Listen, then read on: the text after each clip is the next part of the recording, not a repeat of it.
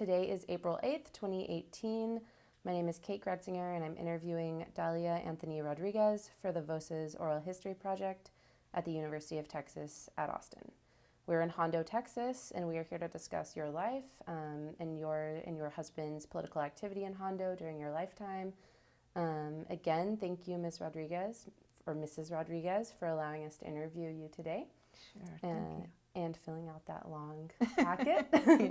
As we said earlier, if there's anything you don't want to talk about, we respect that.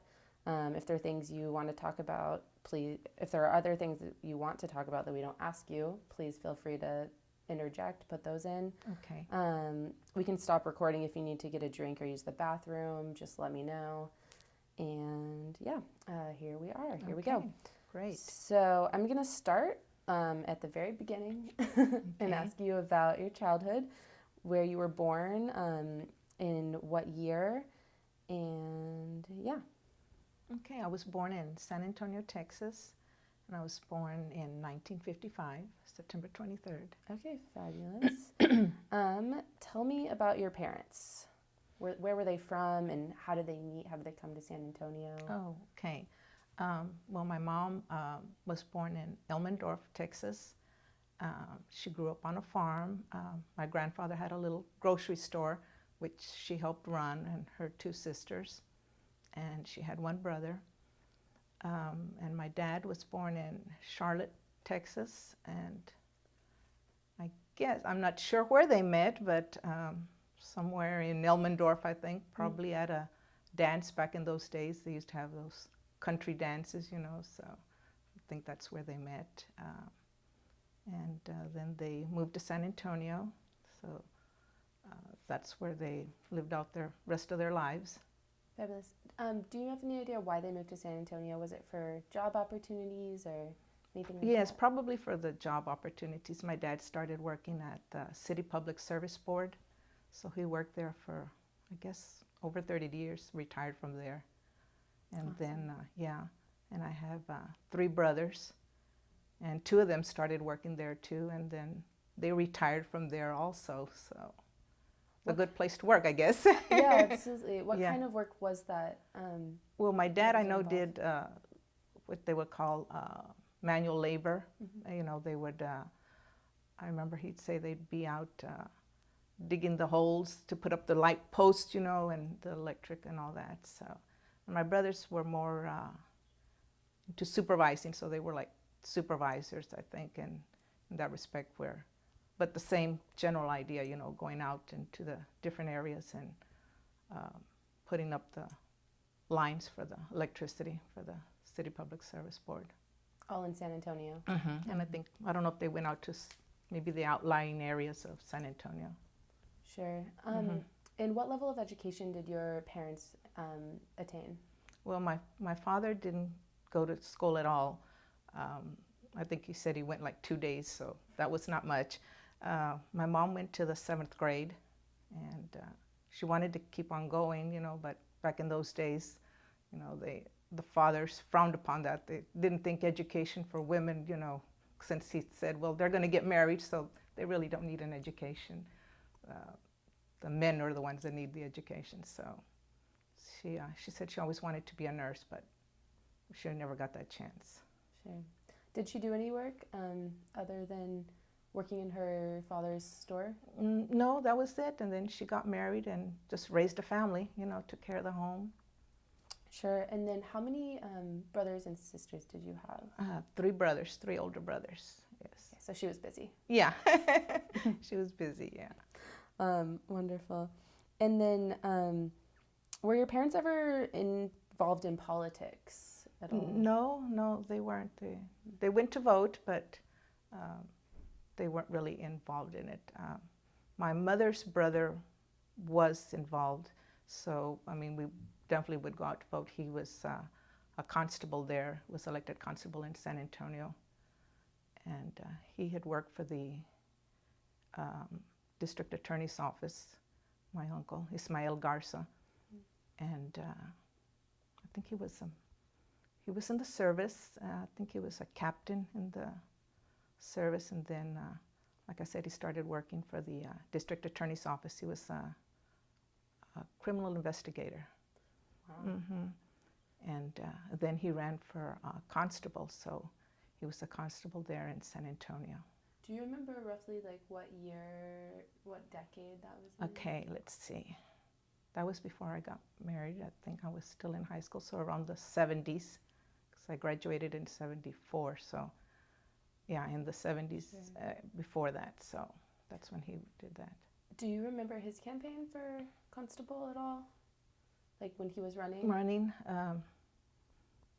a little bit. I remember I went and helped out, you know how they set up the poll tables on election day, you know, and hand out voter materials. I remember doing that. I think that was my senior year probably, I guess, when I did that.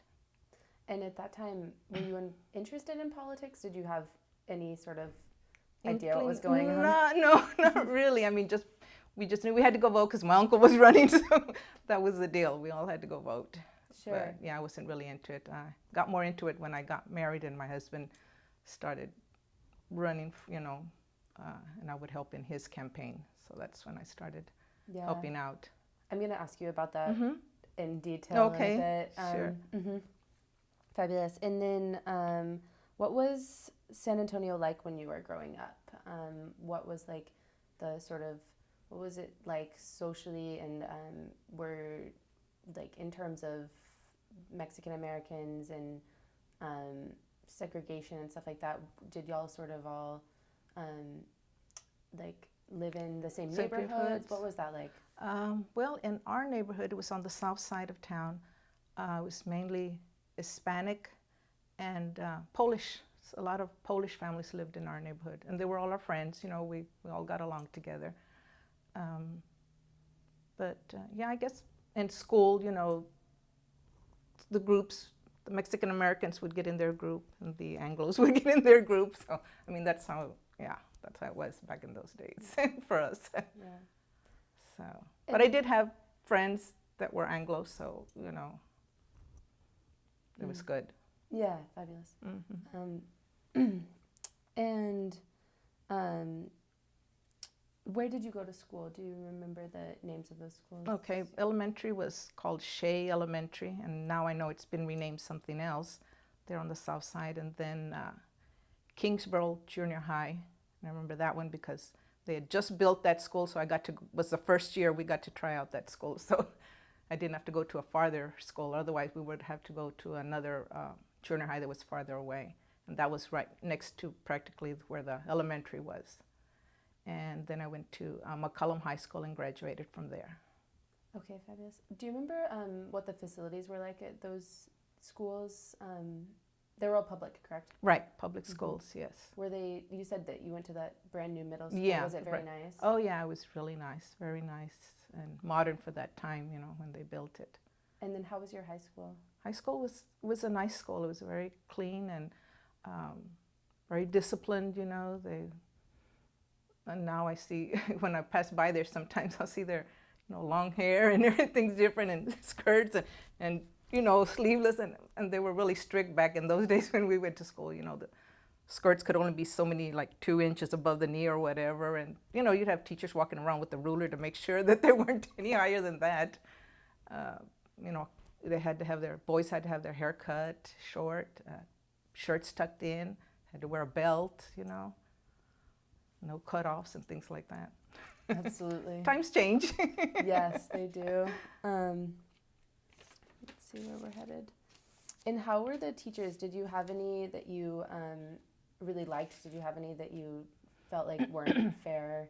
Anyone that comes to mind? I know it's a long time ago. Yeah, a long time ago. No, I don't really remember. They all seemed to be pretty fair with me. You know, I had that experience. So it was a good one. Do you remember if other students ever complained about like being treated unfairly because of their race or anything like that? Not that they've told, yeah, not in our group, but there might have been, you know, of course, at that time. Sure. Yeah, and were your parents involved in the school in any way, or were parents generally involved? No, they weren't. No, they weren't. They were more just quiet and at home, and you know, just made sure you went to school and that way. Right. Did you take a bus to school? No, my dad would take me. And then when I got my driver's license, I would drive to school. So. And, oh, so did you get a car when you were? Yeah, That's great. when I got my license. Had to save up money for it. Did you work when you were in school? Yeah, let's see, where did I work? I worked part-time, well, gosh, no, I don't remember where it was. Like an office, I guess, it had one of those programs at school where you went to school half a day and then worked half a day. Oh, tell me Like a little bit more about that. Was that common? Yeah, it was like, I guess it was, what was it called? VOE, Vocational Office, I think, Education, something like that, yeah. Where you would take, the subjects you would take would correspond to, like working, if it was for an office, then, you'd take typing and shorthand and whatever, accounting or whatever, yeah, to kind of help with that. And then they'd help find you a job, and then you'd go like 4 hours. You'd go to school in the morning and then like at 12:30, then you'd be off from school and go to your job. And how did you decide, was that a decision that you got to make, that you wanted to do that sort of program? Yes, they offered, they would, before like orientation for the next year, they would tell you of all the things that were available that you could do or not do, not take. So, How did you pick that one? I just thought that would be nice to do something, work in an office and earn a little extra money, so that was it. Cool. And what year did you graduate high school? 1974. Okay, great. And you didn't go to college after that, correct? No, I started working a few months later at USAA there in San Antonio, so I worked there. Okay, and how long did you work there? I think it was a little over 5 years. Yeah, I think it's maybe 5.5. And what sort of opportunities were available for you in terms of employment at that time? Did you feel that you had a lot of opportunities based on the education you got in high school? Well, I probably should have gone to college, but I didn't. So I started working, and then I got married after that. So, yeah, life took over. Yeah. And so after USAA, did you work anywhere else before you met Jesus and and got married? Well, I got married and I still worked at USA in between that time. Yeah. So, and I quit working when I was expecting my daughter because I had really bad morning sickness. And yeah, traveling, and we were living in Hondo, so I'd have to travel into San Antonio. And that was, that was not good. Can you tell me about moving to Hondo, when that happened and why? Let's see. We moved to Hondo in 1978. So we were married in May of 77. Well, Jesus, he was from there originally, and he wanted to move back. He was living in San Antonio, wanted to move there. So we built a little house there. So we moved back in October. It was finished. So we moved there. In 79? 78. 78. October of 78. And how did you meet Jesus? Working at Kelly Air Force Base. He was working there? Yes. And you were? And I was working, then I worked part-time there too, a little bit, yeah, so. Awesome. What was he doing there? What was his job at the time? I don't really remember what it was that he did. And let's see. So tell me a little bit more about moving to Hondo, coming from San Antonio, from living in San Antonio your whole life. What was that like? Were there cultural differences that you remember? Well, it was more low-key because it's a very small community. And I remember him saying, we'd leave the house, you didn't have to, I always lock the doors, you lock the doors in San Antonio. You don't have to lock them here. Nobody ever locks the doors here in Hondo. And I go, You've got to be kidding me. I always lock the doors. Well, that was one of the funny things he'd say, you don't have to worry about that. Nobody, everybody leaves the doors unlocked. Go, okay. But yeah, and people were very friendly. Yeah, everybody was very nice, and small knit community. Everybody gets to know everybody. So it was a nice, quiet change of pace. I liked it. I still do. I live there still, so yeah.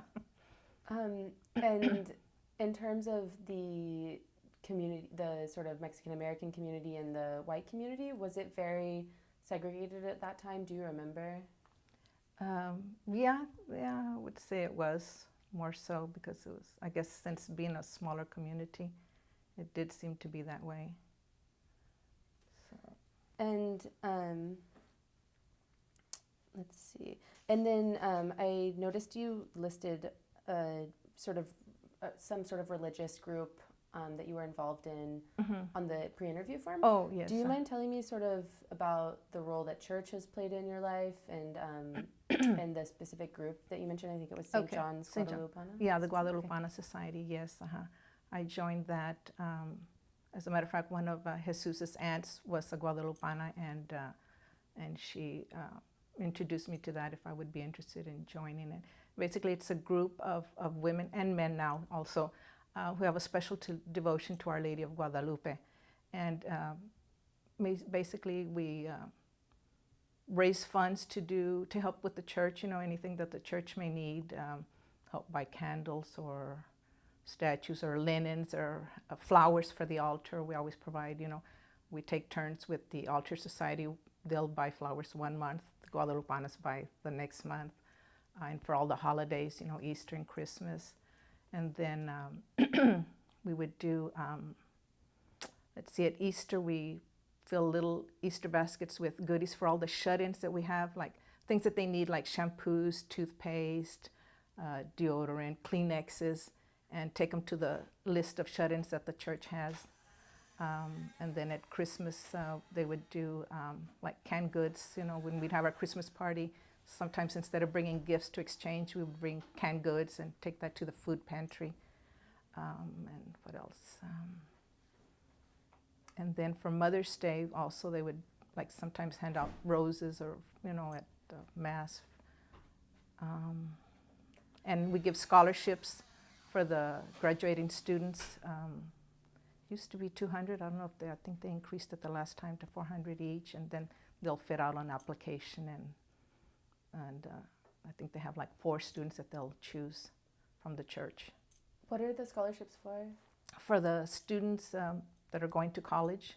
Mm-hmm. So they'll just fill out an application, and I don't know exactly what it's on it anymore, sure. But yeah, they'll do that, and then they'll choose the top 4, I guess, grades and involvement in the church and things like that. So we try basically to help the church and whatever we can in the community. And what church is that you go to? It's St. John's Catholic Church in Hondo. I see. Is that the church that you've gone to the whole time you've lived here? Yes, in Hondo, yes. And the church, do you remember what church you went to in San Antonio before? Oh, yes, St. Lawrence Catholic Church on the south side. Was that a big part of your life growing up? Yes, I always went to church and made my first Holy Communion and confirmation, so it's an important part of my life, faith. And you still go to St. John's? Oh, yes.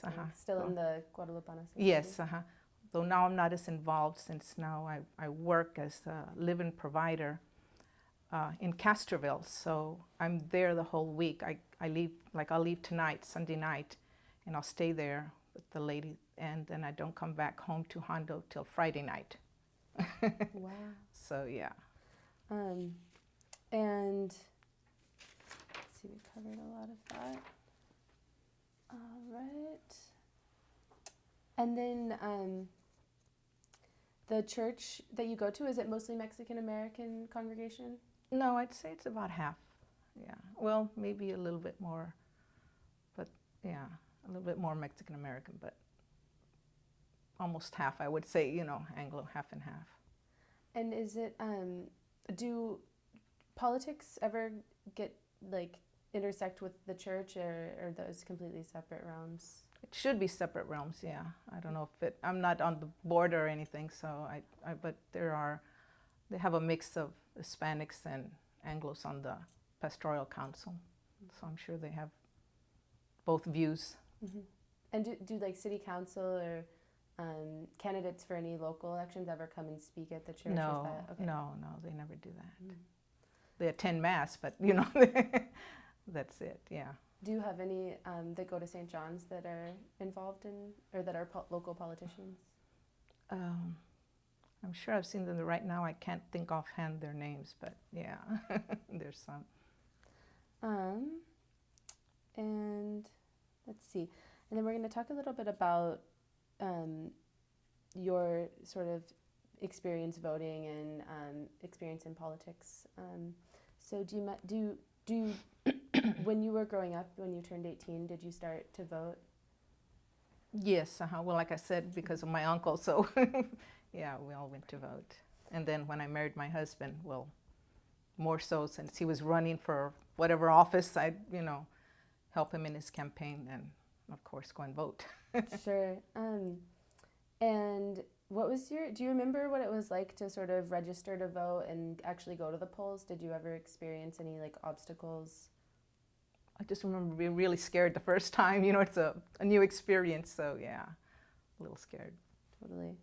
And then when you moved to Hondo, do you remember what the political activity here was like at the time? Were people very involved in politics here? Well, there were people involved in trying to change things. There was,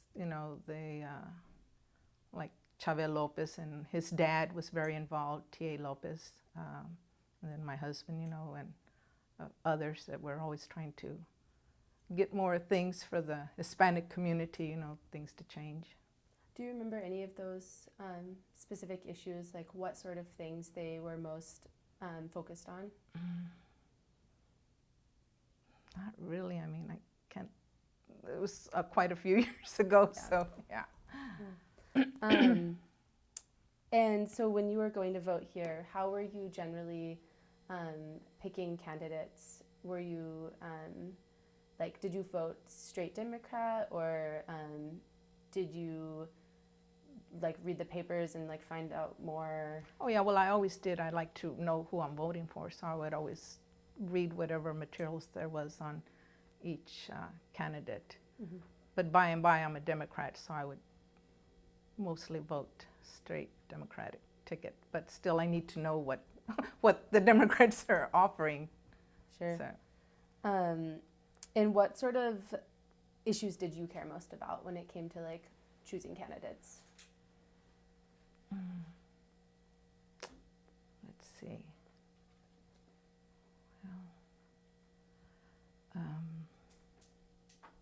Or your husband, whatever. Well, yeah, how could I say? If it was for presidents or things, you want to know what they're going to do for the country, what improvements they plan on making.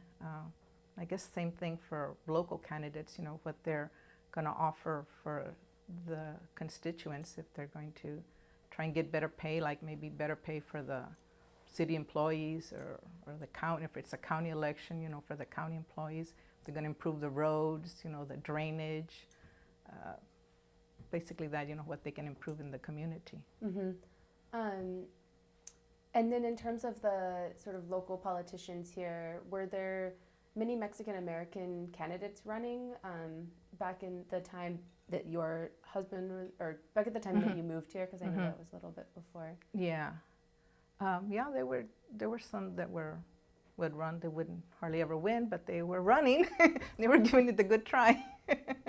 Yeah. And do you remember how that sort of changed over the course of the years that you were here, and then when your husband ran? When was that he ran? I think it was in '82 when he ran. Okay. Yeah. And yeah, at that time, were there a lot of were Mexican Americans running or winning? They were running, but like I said, they weren't winning. He was the first Hispanic constable there in Medina County. Wow. Yeah. Let's talk about his race a bit. Yeah. I've been putting it off. And so how did he, I guess backing up a bit, Yeah. what work was he doing that sort of led him into that? Well, I think he path? was always interested in community involvement and always trying to help. People would ask him for help, so, you know, well, what can I do here, or what, you know, who do I talk to, or whatever. So I think he was always been involved in trying to help people. That's his thing. And I think what helped get more Hispanics elected to the office is that there was a movement to get more people registered to vote. You know, I mean, they would say, yeah, we'll go vote, but if they're not registered, well, yeah, that doesn't really help you. Even if they put a sign up in their yard, they're not registered, they can't go vote, so that's really not helping you much. So I remember we did that. There was a lady there in Hondo. She's passed away, but she was a great leader. Her name was Dalia Garcia, and she was always, before I got there, I mean, she was always involved, I think, I think she's the one that was the GI Forum there in Hondo. Her and her husband had a dry cleaning business there in Hondo. But she was a very involved woman always. And so when my husband ran, I went with her, you know, to help get people registered, first of all, get them registered, you know, help them send in their applications to get their voter card. And then we'd go back, and a lot of them were the elderly. She dealt mainly with helping the elderly vote, you know, so you could vote by mail. So then we would go and help them fill out, you know, the application to vote by mail. And then she'd even, you know, give them the stamp so they could put the stamp on and mail the application in. And then when they'd get their ballot, you know, some would fill it out by themselves. And if they didn't know, then they'd call her and ask her to come back again and help do that. So I remember doing that for my husband. As a matter of fact, I had my daughter, I think she was maybe like 6 months or something. I'd carry her along with me and had her little ice chest with her bottles of formula and her diaper bag in their car. So yeah, that was her experience of getting involved. So remember we used to do that. So yeah, Miss Garcia was a great lady. She was really very helpful in doing early voting, you know, by mail and getting people registered. So I think that helped a lot to get, you know, more Hispanics elected. And for your husband's campaign, did you help him with that too? Oh yeah, I helped him do that, and we'd have leaflets, you know, and I'd help if he'd do mailings, you know, we'd have some sort of letter, you know, and mail those out to the people, stuff envelopes and mail those. And then we'd have rallies, you know, we'd put on rallies and, you know, give food and drinks and have music and, you know, so we did a little bit of everything back in those days. Were there other volunteers helping out? Was it? Yeah, there were. We had lots of, you know, people would always help out. You know, some would donate something, or maybe the music, you know, the band, you know, was Hispanic, and they'd say, well, we'll give you an hour or 2 hours of music, you know, and maybe some others would help us with the cost of the posters, you know, and the signs, because everything takes money in an election, you know, it really adds up. So, yeah, we'd get people that would give donations, so that was a great help. And the sort of, did he run with the Democratic Party? Or? Yes, Was that helpful at all? Did the Democratic Party help with, like, the campaign? Well, I don't know if they actually helped. I guess they would give each candidate a certain amount of money, you know, to help, I guess. But yeah, we had a lot of outside, you know, help, and our families, you know, my family would donate money and his would donate, and neighbors, you know, so that's how it got done. Mm-hmm. And let's see, what was his platform? Do you remember what he would talk about changing, and what people were interested in seeing done? Well, that he would say that he would, could be a voice for them and help, represent them if they need, if something was going on and they needed, like, not legal counsel, but, give them some kind of help in the right direction. Well, go talk to this department or talk to this person and this is your rights, you are entitled to this, and, so don't let them tell you you can't get it or whatever, so in that respect. And I guess that goes back to him working with legal aid also, because he was involved with that, so another thing of helping people. Do you mind telling me more about legal aid? I'm not super familiar with it. Well, it was called Texas Rural Legal Aid, and they would have little offices in all the small counties, cities, like they had one in Hondo and Uvalde, Crystal City. I don't know what other, I think Pearsall may have had an office also. And basically people would come with, to the office there, and with whatever problems, they had, he would take the information. And I remember every Thursday, all the little communities would meet in Eagle Pass. That was where the main office was. So, and that's where the attorneys for the Texas Rural Legal Aid would be. And they would present their cases, and then they would tell them, okay, well, this is what you can do, help this, tell them to call this department, or they would do whatever legal thing that needed to be done, and then bring it back to their constituents there and do that. And who were the clients for that, for the most part? Were they mostly Mexican American people, or was it sort of mixed? Mostly Mexican American people, and then I think there was a guideline of however much you can make, I guess, to qualify for that. And but I think it was for everybody, as long as you met the monetary guideline of what they could help you with. And that was almost sort of like a income line that they had to be below to qualify for the for that free aid. Because that's why it was legal aid. So you had to be I guess I don't know what it was, but yeah. And do you remember what kind of, or did you ever know, like, sort of what kind of problems were the most prevalent that he was helping people with? Like sometimes property issues, like when people would die without a will, and all the families were scrambling, and who wants this, and so I remember that would be, and I think they did divorces too, for people that couldn't afford the divorce, of course. And were there ever cases with, like, workers' rights and stuff like that, or was that sort of not the majority of the work they did? I don't ever remember. There might have been, they could have been.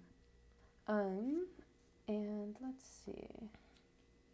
Oh, you mentioned that. Oh, let's see. Let's finish up with your husband's. Oh, okay, sure. Right, I forgot what we were talking about. Okay, we get sidetracked. So, you said that it was a fairly big deal when he won. Do you mind telling me sort of why that was, and what he was able to accomplish? Well, he was the first Hispanic constable there. So I think the duties of the constable are to uphold the law and to be present, a bailiff to the justice of the peace whenever they have court cases. So he would do that, and patrol the areas. He would always, patrol the section of his precinct 3 at that time was what it was, precinct 3, and report back, if anything was wrong, and if anybody needed help, along the road or something, he would offer help or direct them in the right direction. So basically. And at the time, I'm sorry, going back to his race,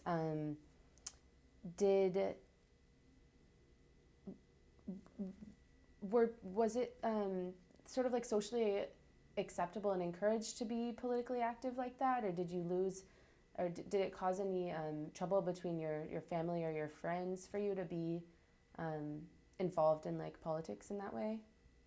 No, no. They all encouraged us to keep going and fight the fight. Yeah. Wonderful. And then in terms of getting the newspaper to like run press releases and stuff, was that ever hard? Or what newspapers did you sort of Well, there's talk only to? one paper in Hondo, the Hondo Anvil Herald. Well, as long as you paid the ad, you had to pay for whatever you wanted to place in. So yeah, that was another thing where we had to get donations, or out of our own pocket, to pay for that, for the ads to be run. And then there's a paper in Divine has one also, so doing that the same. But yeah, as long as you paid the paper, we could get our ads in. That's good. Mm-hmm. And do you remember actually who your husband was running against in that race? Oh gosh, I really don't remember the name. Yeah. I'm guessing he was Anglo. Yeah. Okay. Yeah. And then because this is let's see. Were there many other women involved working on his campaign, or were most of the volunteers men? Most of them men, but I think some of the wives would help, like, if their husband was involved, then they would help doing something also. Sure, that makes sense. And because it's his work was involved with the police, I wanted to ask, did the police in Hondo ever treat Mexican American people differently than Anglos? Was that ever a problem in the time that you lived here? Well, I mean, yeah, I had heard reports, of that, yeah. And was that part of your husband's campaign, or was that not really an issue that he was focusing on at the time? Well, yeah, he would want, for everyone to have fair representation and equal treatment, So yeah, that was on his campaign also. Do you feel like that was a sort of important issue for people when they were deciding to vote? Or do you think that energized a lot of the Mexican American community? I think so. I think it did. Are there any specific incidents that, like, you remember that sort of contributed to that feeling, or you feel like really impacted people's opinions? No, not. I mean, like I said, I can't remember that far back. And then when your husband was elected, were there any specific things he did to sort of address that, like, that you remember or knew about? Well, he would just have like an open door policy, if anybody had any questions or concerns, even if it wasn't pertaining to his particular precinct or whatever, he would still try and help them and guide them in the right direction, where they needed to go, who they needed to talk to. And being the first Mexican American constable in Hondo, did he receive any sort of like pushback from the rest of the department, or from like the Anglo community in general? Was there any resistance to his work? Not that he told me of, I don't really think. I mean, he did what he was required to do. He always, by the book, the law, so there really wasn't anything they could really say, if he did it like he was supposed to. Sure. And then, like, sorry, I want to go back to the campaign for a moment. The general sort of tone of the campaign, do you remember, was it very positive? Was it very upbeat? Or was it sort of like, how much did it focus on sort of like changing things and like the negative things that he wanted to change? Or was it all sort of like positive? Do you mind just describing sort of the nature of the campaign, like the types of things that you would have on banners and on your posters? Well, it was positive. We didn't ever do any negative, campaign, like talking about the other candidate or anything like that. But mainly just saying, that I wanted to help, and if there was changes that needed to be done, and if it was in his realm of being able to do it, then he would try and do that, or at least guide to where it could be done. And was that mostly speaking to the Mexican American community? Mm-hmm. Yes, because usually they were the ones that came to our rallies. Let's face it, nobody else. Hardly any Anglos. So yeah, when we had the rallies, that would be it. And then in terms of registering voters, like you said, you did with Ms. Garcia, was that, do you think that he was elected, do you think that that really helped get your husband elected, that work that y'all were doing? Like, do you think it had a big part? Yes, I think so, because they saw that we were out there and trying to, first of all, get people registered, because not only it's a right, but it's a privilege to be able to vote. We try to emphasize that to all the people, that everyone should vote, either for or against, but you can just go out and vote, because it's a very important thing to do. So I think it did help, and seeing us out there, they would say, well, yeah, I guess they are, trying to get change or whatever. So I think it did help. And you mentioned that you and your husband were part of LULAC. Do you mind telling me about the activities that that group did, or why you joined, and sort of what you were doing with that group? Yeah, that was way back also. Was that back before the campaign? Campaigns, yeah, I think that was, I just remember one time I went with him to a convention that they had. I think it was in Corpus or something, but I remember being around. But they're the same thing, on a bigger level, of course. They're always fighting to get people's rights, help them, and whatever they can do also. So that's, what I remember about that, about the LULAC. And that you were part of the chapter here, the group here, right? Mm-hmm, do you remember who else was in it? I sure don't. I know the leader or something. I think Chabel's dad, Mr. T.A. Lopez, was probably in it. Another friend of his, of my husband's, Marcelino Correa, they used to call him Chelo Correa, so he was also involved.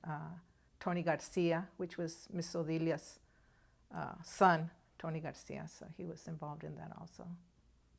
So I'm sure there's many more. I can't think of the names though. Sorry. Okay.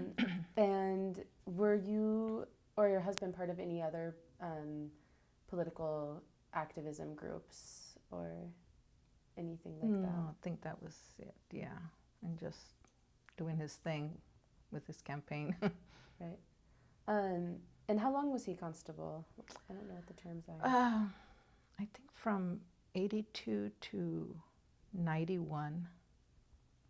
Yeah. Okay. Because he ran for re-election. I don't remember if it's a 2-year term, I think, or 3. I can't remember right now. But yeah. I see. So he kept winning. Yeah, till the last one. So, and then did he decide that he wanted to? Did he run again and lose? At Yeah, some point? the last one was when he lost. Yeah. Do you remember who he lost to? I can't remember the name. I'm sorry. It's okay. No, it's totally fine. I know this is stuff that you could look up if you wanted to. And let's see. And then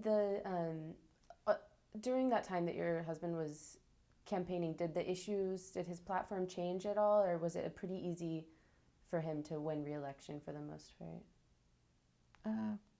Mainly, yeah, with the same thing, just always helping, being of service of what he could do to help, and everyone, not just the Hispanics, but, he would help anyone that came, and asked for help on where to go and who to talk with, so same thing.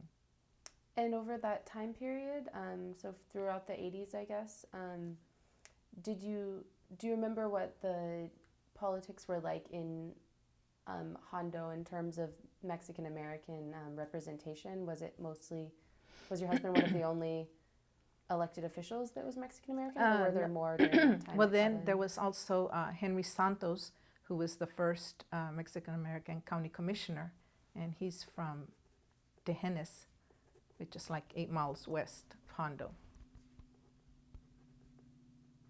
So, and he was the county commissioner County for commissioner Medina. from Medina County. Okay. And do you remember, did you go to any campaign rallies for him with your husband or at all? I can't remember of what he did. I don't. We probably did. If he had them, we went. Yeah, that's for sure. But I don't remember if he ever did any big rallies or things like that.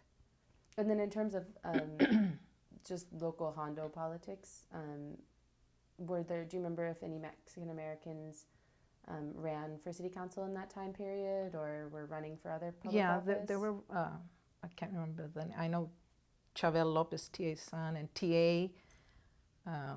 Also.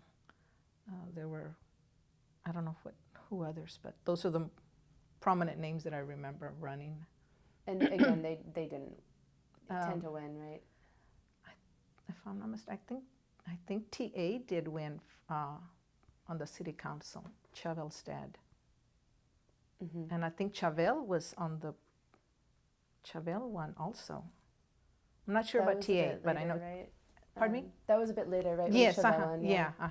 Yeah.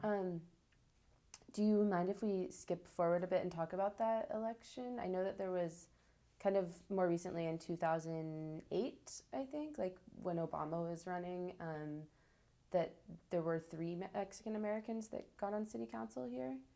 Do you remember that, or is that hazy? That's kind of hazy. Yeah, probably Chavez would be better for that one question. Yeah. Sure. Yeah.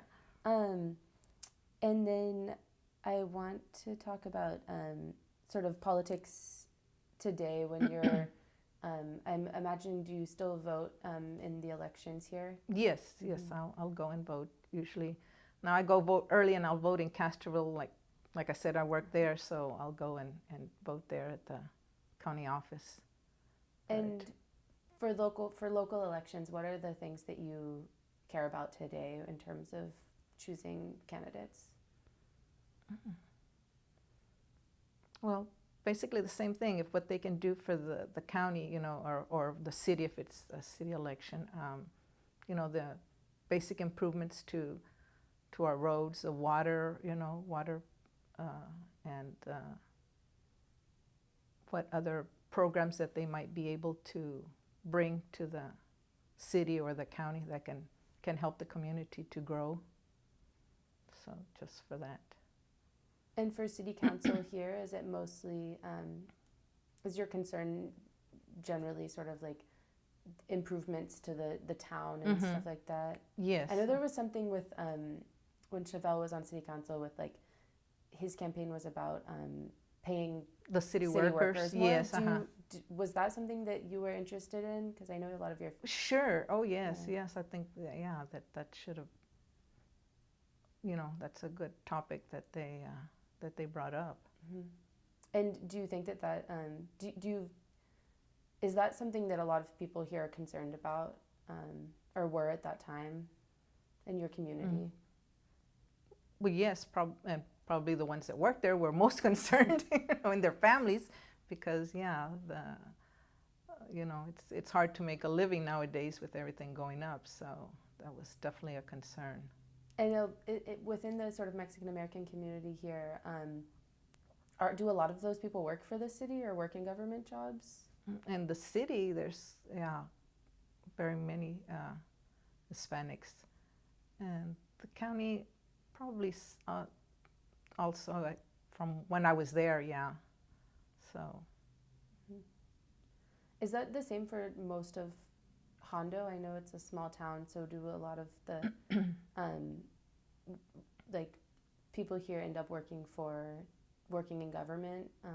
Is that one of the main sort of employers here? Oh yeah, the city and the county are the main. Now they've got a new, well, not new. I mean, it's been there for many years. James Avery factories out there in Hondo too. So that's been there since when? Maybe 2008 or maybe a little bit earlier. Yeah. So they've been there a while. They employ quite a few people from Hondo. And I'm sure surrounding areas too, but that's another big employer.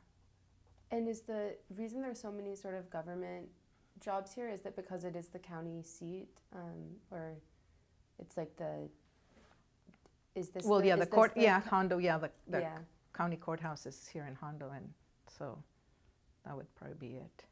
that makes sense. Mm-hmm. And then going back a little bit, I want to ask you about your children. They were both born in Hondo, correct? No, they were born in San Antonio. Oh, okay. I went to San Antonio to have my kids. Right. But you were living here. Yeah, we were living here, Okay. yes, but I went over there. My doctor was in San Antonio, and Okay. the hospital. I wanted to go there. Yeah. And what years were your children born? My daughter was born in 1981, and my son was born in 1994. Uh-huh. And did they go to school here in Hondo? Yes, yeah, attended school.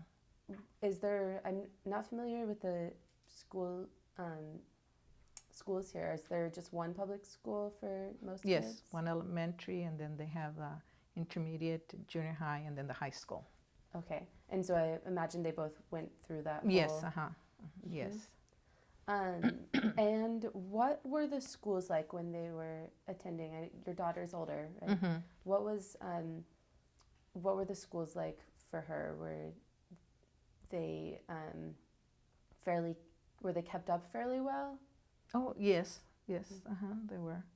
And what were there ever any issues with like the treatment of Hispanic children versus Anglo children, or was that all sort of was that not a big issue? Well, for her it was, and she was very outgoing and into everything in sports, and well, not that much sports, other activities, but she was always involved in everything, so she never had any problems. She never told me of anything. She was, all the teachers liked her. She made good grades, so she got along good, but she never told me about, other things that I don't know if any others were having problems. There obviously probably could have, others had problems, but. Sure.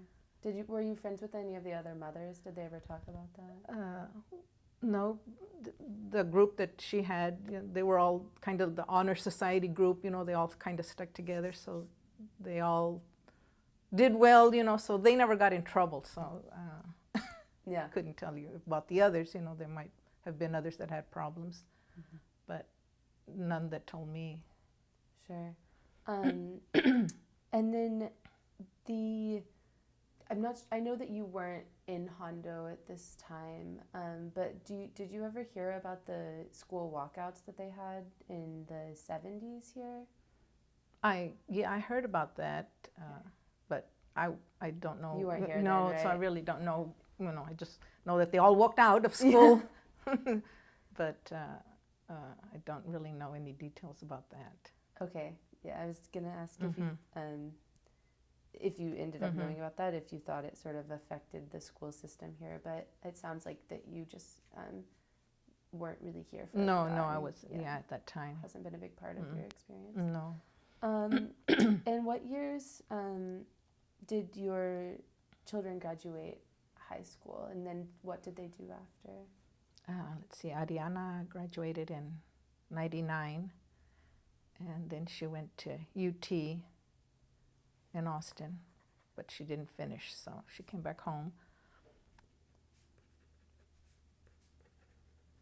And Jesus Miguel graduated 2012. Yeah, 2012. So, and he didn't go on. He's just at home. So. Do they both live with you now? Yeah, now they're back. Yeah. So. Do they work here in Hondo? My daughter took a leave of absence right now from work. She was having some health issues, so yeah. And my son doesn't work. He's got a few health issues also, so. I see. And how do you feel like they had more opportunity in terms of access to higher education than you did, or than your husband did? Oh yeah, well, access, yeah. if they want, she went on to UT, and my son, could have gone also, but like I said, he's had some health issues, so yeah. So that's affected sort of the things they were able to do. Yeah.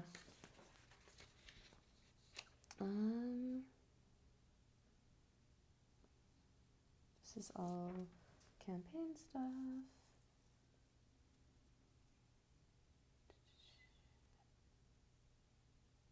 And were you ever active in your children's schools when they were growing up? Did you or other parents ever get involved in the schools? Well, I would go to the PTA meetings, and sometimes when they were younger, the teachers would go on the field trips with them or whatever. So I did that route. Yeah. Wonderful. And were you sort of was that common for most mothers to get involved? Were people very involved? Yeah, they do. The parents do get involved here in the church, in the schools. Wonderful. And were any of your were many of the teachers in your children's schools Hispanic, or were they primarily Anglo? No, there were some more, and lately there's been more Hispanic teachers, and a lot of them that are from Hondo, they've gone on and then come back and teach. So that's nice to see. Yeah.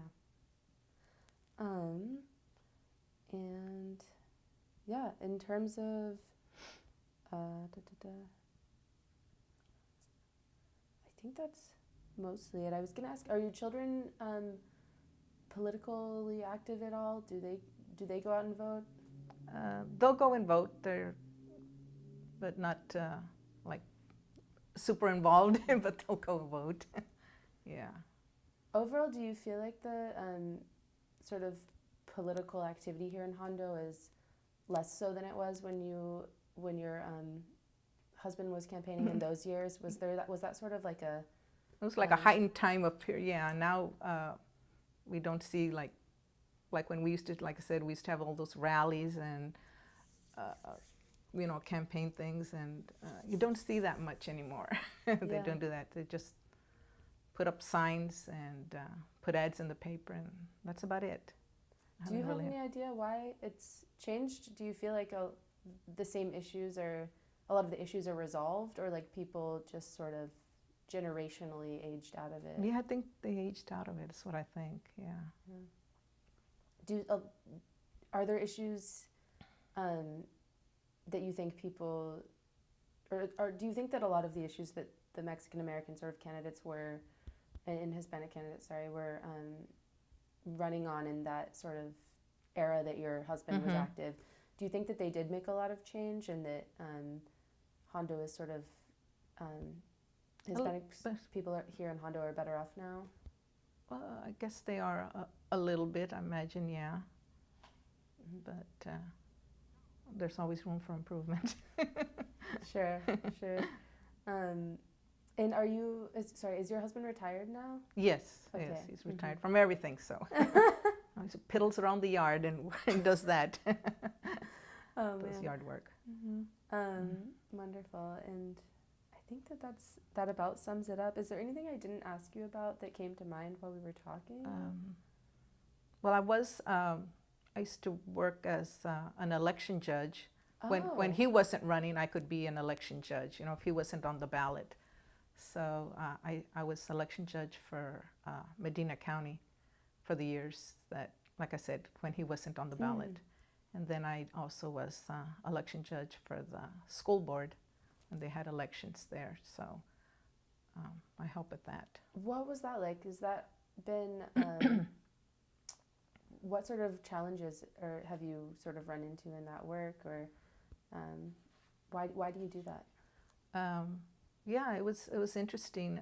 I started way back when we still used paper ballots, and then cans, those metal cans. We'd have those metal cans to deposit the ballots in. So, and then we'd have to have counting teams to count the ballots and keep track of all of that. So there's been a lot of change, obviously, from that. But yeah, it was interesting, and got to work with a lot of nice people, and had its challenges, of course. Sometimes, you get people that are a little, how should I say, a little rougher on the edges, when they come to vote. But you have to deal with those too, so, yeah. And because you were involved in this work, I want to ask you a little bit about sort of discrimination in terms of voters. And I know that Texas has had trouble with like their voter ID laws and stuff. Mm-hmm. Did you ever encounter any of that when you were working at the polls, that well, no, the rules weren't clear or anything? No, well, we had training for the workers, the election workers, and I made sure that we had people that spoke Spanish, so that if someone came in and they couldn't tell, in English, then they could help them, read the ballot to them, because we had a lot of people that didn't know how to read, so we could have someone, or they could bring someone of their choice to help them with the ballot. But I always made sure that we had there on our team someone who could speak Spanish and help them to prepare their ballot in private, and do that.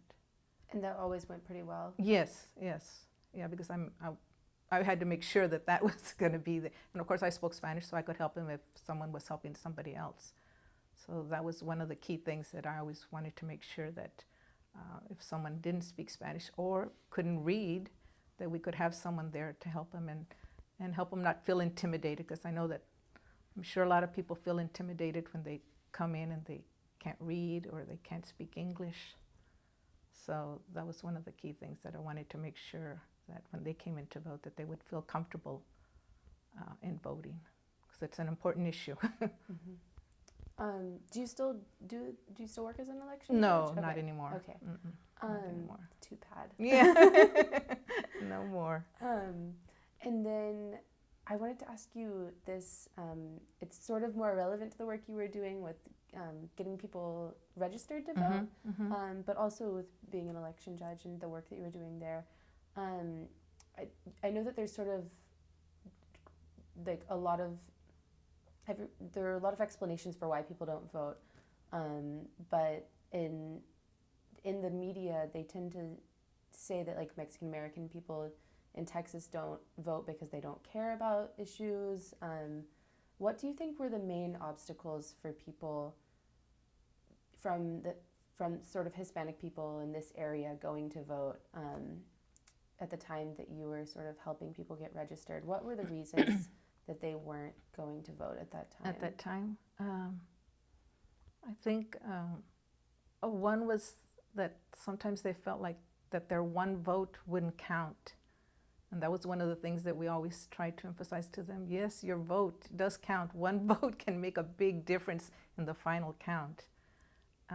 Another thing was that sometimes they said they would feel intimidated, when they would go in to vote, that maybe whoever was holding the election, was not friendly or not helpful to them, and so that's why I kind of, when they asked me if I wanted to be an election judge, I said, yeah, that's a good idea. I need to help, people to feel more comfortable going in, so they won't feel that, what's the word for it? So they won't feel scared, I guess, and intimidated. And when was that you were invited to be an election judge, and who asked you to do that? Well, from the judge, the county judges, I think they come up with the list of names, and I don't know if it's the parties, both parties, give list of names to the county judge, and then they appoint you. And I'm not, like I said, I'm bad with dates, so I can't even remember when it was when I first started doing that. Was it before or after your husband first became constable? I imagine it was, I want to say probably after, because he started, when we got married, he was always running, so I think it was probably after. Yeah. And you mentioned that you worked at for the county clerk. Yeah, in the county part-time in the county clerk's office. Do you think that was what made you eligible, or what got you on the list, or made you eligible to be a? No, I was working the elections before I started working there. Okay, so do you think that they sort of knew about you because of your Right, because of my husband, political- maybe. Mhm, Yeah, maybe that's why they asked me to. But I read that book back and forth, so I wanted to make sure everything went right. Studied it all the time and made sure that all the workers did too. When we'd have a little training, and make sure that they knew all the responsibilities that had to go on. So it was a lot of fun. I really enjoyed it. And like one of my friends says, either you like elections or you hate elections, work in elections. So I really liked working elections. Are there any moments during any of those elections that you remember, any events that happened that stick in your memory? Like helping a certain person or like someone not knowing how to vote or something going wrong? Yeah, something going wrong, yeah. No, I just remember sometimes they were really hectic. If it was a real heated election, we would have people out the door, lines of people out the door, and that's when we had to, try and move people, as quickly as we could, in to get them registered, sign in and then give them their ballot and have a place for them to sit, to do their ballot. So, and then moving the cans of the voted ballots, taking them into the counting room and replacing with an empty one, and all the procedures that go with it. You'd have to open the can and make sure that your poll watchers would see that it was empty, so no one would say, oh, they stuffed it with ballots beforehand, So that was one of the things we always made sure that the poll watchers from both parties, were there, and an election worker also, and locked it up, and, put a seal on it. That way nobody else could open it until the counting team opened it. So a lot of procedures that you had to follow, a lot of rules, but yeah, we had fun. That's awesome. Yeah. And in terms of helping people with translation and helping them read if they needed that help, did those services get put to use a lot? Oh yes, well, in my district where I was, because it was predominantly more Hispanic, so yeah, we did. Was it like, so in terms of just quantifying it, was it like half the people needed that, or like a third, roughly? Oh. Or like, yeah, I know that's Yeah, a weird so question, yeah. but it was a lot of them that needed that service? Right, yeah, maybe a third that needed some kind of either one or another, or just guidance and what to do. Maybe they did speak English, but still they were a little afraid of coming in to vote, when you come in, especially the first time ones that just were registered. They'd be a little apprehensive of coming in, to the courthouse and where do I go and what do I do, So just kind of making them feel at ease and comfortable. That's what I always told the workers to, smile and be friendly and help answer their questions, whatever it is. Even, if you think it's a silly question, just, still answer it. So, yeah. That's wonderful. And in terms of having translators on hand and people that could help Spanish speakers, was that something that was required, or was that something that you personally wanted to do? And I know that you were like very sure to have those people there, but was that a legal requirement? I think you're supposed to have at least one that can, and I don't know when that went into effect, but yeah. No, I don't know what they did before, when there were no Hispanics on the election board, working there. They might not have had anybody, that spoke Spanish. It might have been all Anglos, if that's the case, that didn't speak Spanish, but... the whole time you were there, it was a rule? Yeah, that was, yeah, and I believe it was in our election book that at least you had to have one person that could speak and read Spanish. Mm-hmm. And did you typically have more than that? Yes. Mm-hmm. Yeah. Did you go out and like recruit people to work with you on Yes, yes, you were if you're the judge, you have to go and get your election workers. So yeah, I would have to make sure that first that they were registered and then that they did speak Spanish and they could at least read some of the Spanish, so they could help the voters. And was that typically easy to find people to do that, or was that a challenge? It was a challenge because sometimes the people were apprehensive. They didn't really want to work the election because it was, long hours. You have to be there before the polls open at 7. You have to be there before 7 to get everything set up, and they close at 7. Of course, if you still have voters in line, you have to wait till whoever's in line at 7 till finish. So it's a long, 12, 14 hours a day. So a lot of times people say, I don't think I want to work that long, So sometimes it was a little hard to get workers. But once you got them in and they liked it, then they would always come back with you. So that was a good part. And in terms of, people coming and not being registered or not having identification, even though I don't think you have to have identification, did you all ever have to turn anyone away? And yes, what was that like? yeah, that was the hard part. If they weren't registered, if they didn't have their voter card, then you check your rolls to make sure, see if they're on there. Maybe they are and they just don't have their card. Then you'd call the voter registration office to double check, make sure that they are registered. Then they could vote a provisional ballot, if they don't have that. So, but then if they're totally not registered, the voter registrar tells you, no, they're not registered, and we haven't received anything within the last 30 days. Well, then you have to turn them away. And that is the hard part. So, and just tell them, well, here's the card, get registered for the next election. That's the only thing I could do for them. Sure. Yeah. Sure. Wonderful. Thank you. I'm so glad that we got to talk about that. Yeah. You're welcome. Is there anything else? Or? Oh, no, I think that's it for me. If you have ready any for questions. breakfast? Yeah. Ready for breakfast. Okay, Yeah. fabulous. Thank you again for your time. Oh, This was thank you. so enjoyable. Thank you. It was very enjoyable for me as well.